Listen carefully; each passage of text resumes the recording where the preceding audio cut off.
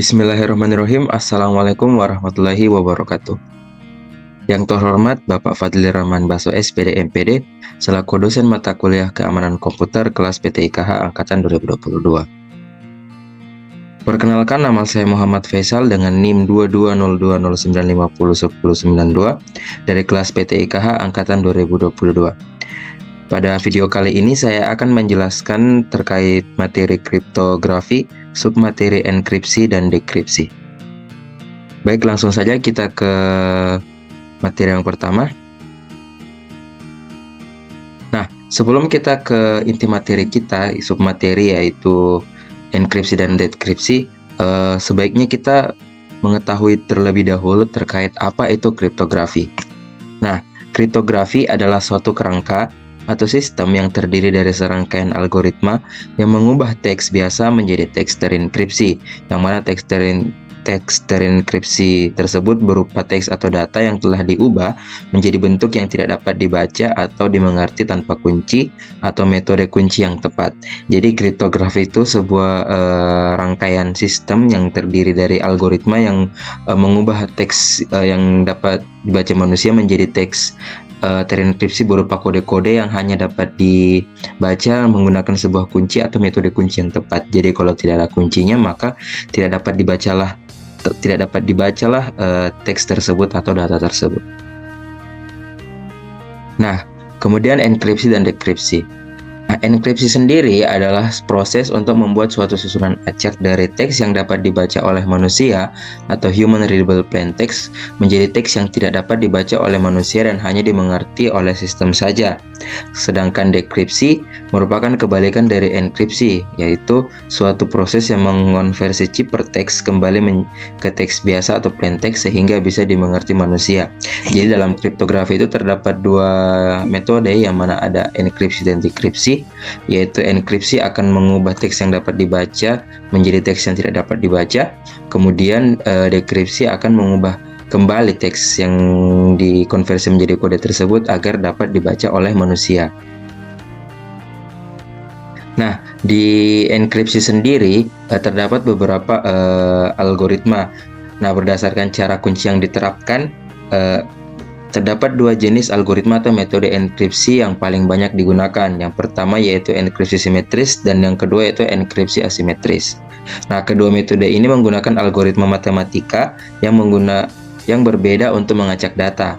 Nah, adapun daftar algoritma enkripsi yang paling umum digunakan itu ada RSA, ACC, DES, 3DES, EIS, dan lain-lain. Nah, enkripsi algoritma simetris dan asimetris. Nah, untuk simetris, metode ini sesuai dengan namanya itu menggunakan satu kunci kriptografi untuk mengenkripsi dan mendeskripsi data. Penggunaan satu kunci untuk kedua operasi ini menjadikan proses yang mudah dan karenanya disebut simetris. Contoh algoritma simetri yang paling umum digunakan itu adalah DIS dan EIS. Jadi di simetris ini dia itu hanya menggunakan satu kunci saja. Jadi contohnya seperti dalam mengenkripsikan sebuah teks. Nah, misal kita ingin mengenkripsikan, kita menggunakan kunci ABC. Nah, jadi kalau kita ingin mendekripsikannya kembali, maka kita menggunakan kunci yang sama, yaitu kunci ABC. Jadi untuk mengunci dan membuka kunci kita menggunakan kunci yang sama, layaknya konsep gembok yang kita gunakan dalam kehidupan sehari-hari, yaitu menggunakan satu kunci yang sama. Nah, kemudian algoritma asimetris. Nah, enkripsi asimetris ini mencakup dua kunci enkripsi yang berbeda yang secara matematis terkait satu sama lain. Salah satu kunci ini dikenal sebagai public key dan yang lainnya sebagai private key. Oleh karena itu, mengapa metode enkripsi asimetris juga dikenal sebagai public key kriptografi. Nah, algoritma asimetris yang digunakan itu ada dua. Yang pertama RSA dan juga ECC. Nah, jadi di asimetris ini sangat berbeda dengan simetris. Jika simetris menggunakan satu kunci, maka asimetris menggunakan dua kunci. Nah, kalau di simetris kan dia kuncinya sama untuk mengunci dan membuka kunci. Nah, kalau di asimetris untuk mengunci sama membuka kuncinya itu berbeda. Contohnya seperti saat kita itu konsepnya kayak dari ketika filenya itu ingin disebarkan ke banyak orang seperti itu. Jadi kalau misal yang pengirimnya itu menggunakan public key, maka pemilik dari file tersebut menggunakan private key untuk membuka. Jadi yang pengirim itu tidak dapat membuka file tersebut karena dia hanya memiliki public key dan tidak memiliki private key.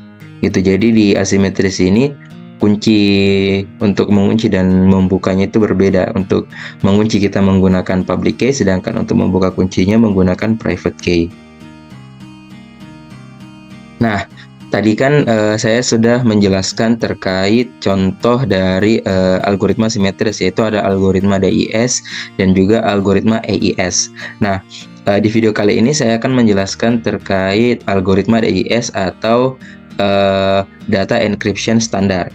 Nah, algoritma DIS ini diperkenalkan pertama kali sekitar tahun 1976, yang mana merupakan salah satu metode enkripsi simetris tertua. Jadi dia itu karena dia paling pertama dikenalkan algoritma kriptografi, maka dia menjadi yang paling tertua. Nah, algoritma ini dikembangkan oleh perusahaan IBM untuk melindungi data elektronik pemerintah yang sensitif dan tidak diklasifikasikan dan secara resmi diadopsi pada tahun 1977 untuk digunakan oleh agen federal atau agen keamanan. Nah, DIS ini menggunakan kunci enkripsi 56 bit dan didasarkan pada struktur Feistel yang dirancang oleh seorang kriptografer bernama Horst Feistel. Algoritma DIS ini termasuk diantaranya itu yang disertakan dalam TLS atau Transport Layer Security versi 1.0 dan 1.1. Nah, jadi algoritma DIS ini mengubah blok data 64 bit data plaintext menjadi ciphertext dengan membagi blok menjadi 2 blok dari 32 bit terpisah dan menerapkan proses enkripsi untuk masing-masingnya secara independen. Ini melibatkan 16 sesi dari berbagai proses seperti ekspansi, permutasi, substitusi, atau operasi XOR dengan round key yang akan melewati data saat dienkripsi. Akhirnya 60 bit blok teks terinstri dibuat sebagai output. Jadi misal di algoritma DIS ini kita punya satu karakter. Nah, satu karakter itu akan diubah menjadi blok biner 64 bit. Nah, jadi satu kata itu sudah menjadi 64 bit, kemudian akan diacak lagi menjadi 16 sesi. Yang mana setiap sesinya itu bermacam-macam, ada ekspansi, permutasi, substitusi, sehingga terdapat perubahan 16 kali dari data pertama menjadi data ke-16 atau N1 hingga N16 seperti itu. Jadi 64 bit blok teks yang ke-16 yang terenkripsi ini yang dijadikan sebagai outputnya. Nah, untuk DIS saat ini tuh dia sudah tidak lagi digunakan karena algoritma ini sudah bisa diretas oleh banyak peneliti keamanan. Nah, sekitar tahun 2005 DIS secara resmi tidak digunakan lagi dan digantikan oleh algoritma EIS. Nah, kelemahan terbesar dari DIS ini adalah panjang kunci enkripsi yang sangat rendah, yaitu hanya 64 bit saja, yang membuat pemaksaan secara brutal menjadi mudah. Jadi di algoritma DIS ini itu sudah dapat dipecahkan, sudah dapat diretas dengan teknik peretasan yaitu brute force. Jadi dia sudah dapat dipecahkan. Nah, dan sekarang itu kita sudah menggunakan algoritma EIS yang mana panjang bitnya itu lebih banyak dari algoritma DIS. Jika DIS itu menggunakan 64 bit, EIS itu menggunakan 128 bit. Kalau tidak salah dia sudah menggunakan 128 bit atau mungkin lebih. Nah, selanjutnya saya akan menjelaskan atau mempraktikkan bagaimana teknik enkripsi menggunakan algoritma DIS. Kita akan mengenkripsikan sebuah file. Di sini saya akan menggunakan file txt, mengenkripsikannya dari file txt menjadi data terenkripsi. Oke, baik. Di sini kita akan melakukan teknik enkripsi dan dekripsi data. Nah, di sini saya sudah memiliki file txt ya. Nah, file teks ini berupa teks biasa. Di sini saya menggunakan pengertian dari enkripsi. Nah, selanjutnya untuk mengenkripsikannya kita menggunakan aplikasi EncryptCare. Nah, untuk menggunakannya pertama kita memasukkan password. Di sini passwordnya kita masukkan, di sini kita masukkan 2 kali. Nah, selanjutnya kita memasukkan file yang akan dienkripsikan. Nah, di sini kita tekan tanda plus, kemudian memilih folder dan file yang akan kita enkripsikan.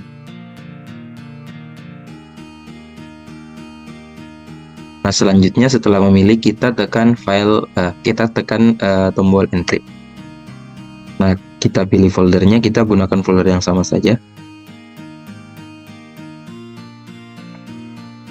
Filenya sudah terenkripsi, mari kita cek. Nah, untuk file BAK ini adalah file yang sebelum kita enkripsikan.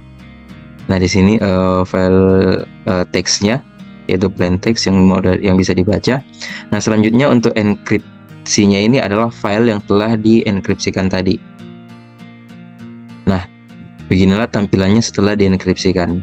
Nah, untuk algoritma yang saya gunakan di aplikasi ini seperti yang saya jelaskan tadi, algoritma DES atau data encryption standar. Nah, jadi di sini dia itu sudah dienkripsikan sebanyak 16 kali, diubah datanya, diubah kode-kodenya sebanyak 16 kali, dan kode yang ke-16 inilah yang dijadikan sebagai output. Nah, selanjutnya kita akan mendekripsikan file tersebut, file yang telah kita enkripsikan tadi. Nah, pertama kita masukkan kembali ya password yang sama, karena kita menggunakan algoritma DES yang mana enkripsi simetri, berarti passwordnya itu sama yang kita pakai. Nah, kemudian kita pilih filenya. Nah, dan ini enkripsi, kita pilih file enkripsi tadi yang sudah dienkripsikan. Selanjutnya kita tekan decrypt atau mendekripsikan file tersebut. Nah, selanjutnya kita pilih folder. Untuk foldernya saya menggunakan file dekripsi data yang telah saya buat sebelumnya. Nah, filenya telah didekripsikan. Selanjutnya mari kita cek hasil setelah didekripsikan. Nah, ini file dekripsi foldernya. Nah, mari kita cek. Nah, file tersebut telah kembali menjadi teks yang dapat dibaca oleh manusia. Nah, jadi untuk simulasi ini seperti yang saya jelaskan tadi, kita menggunakan algoritma DES yang mana dia itu akan mengubah menjadi 64 bit ya. Dan juga menggunakan 16 ronde untuk mengubah untuk mengkode-kodekan teks yang akan dienkripsikan. Oke, baik, itu saja yang dapat saya jelaskan di video enkripsi dan dekripsi data ini. Mohon maaf bila ada kekurangan. Wabillahi taufiq wal hidayah. Wassalamualaikum warahmatullahi wabarakatuh.